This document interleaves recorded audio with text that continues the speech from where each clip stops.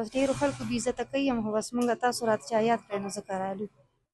ستا څو بچي دي؟ زما 4. ژوند څنګه تېرېږي؟ بس ژوند ډېر حالات ګډوډ تېرېږي.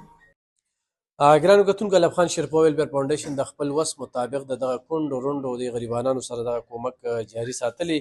یو زنانه راغله او ډېره اوتر وه او ما ته به څه میلو شي خو نه به شي. څه به وې خورې په دې موقع؟ روکې به زموږ مجبوري ډېره زیاته ده. بس مونږ وایو چې څه راته میلو شي. ډېره تلوال کې رالمه، ماشومان بچي مې دي. په لومړي ځل رالي؟ په پیله ځل رالم. بس ډېرو خلکو بې عزته کوي یم خو بس مونږ تاسو راته چا یاد کړی نو ځکه رالو. ستا څو بچي دي؟ زما 4. ژوند څنګه تېرېږي؟ بس ژوند ډېر حالات ګډوډ تېرېږي.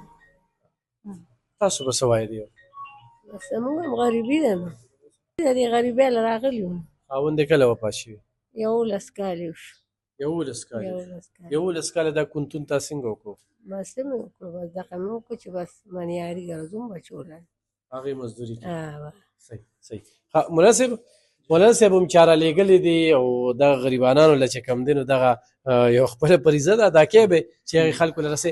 څه به وایي په دغه روژه کې دا سړي دا د وس خبره چې کومه ده، څوک وي د قجوري سیسه ورکړي که نه، نو هلته کې بیا خلک مذاق کړي دا خو کم دی زیات دی، نو دا سړي خپل وس دی که نه. بس په زکات او خیرات چې دی په دې کونډو رونډو باندې کېږي او دی له چې دی نو دغه ورکول پکار دي چې او دا خو مبارکه میاشت ده. په دې کې چې څوک دغه وکړي نو یو په اویا باندې چې دی د هغې ثواب دی، دغه شان فرض چې دی هغه په اویا بدلېږي، یو دغه پکې چې دی نو په نفل چې دی دا په فرضو بدلېږي.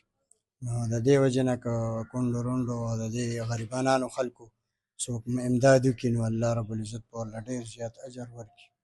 صحیح.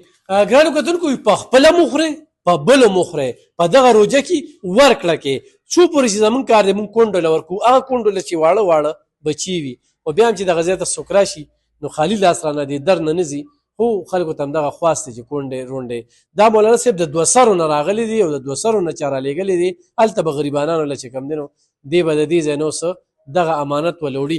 نو ګرانه ده، د ډېر څه حقدار دی، خو بس وسه پورې خبره مولانا صاحب، د وسه پورې خبره. تاسو راسه په دې کار خیر کې کومک او مرسته کوئ نو په دغه نمبرو باندې رابطه کولی شئ چې دا څیزونه لږ ډېر شي. ډېره مننه.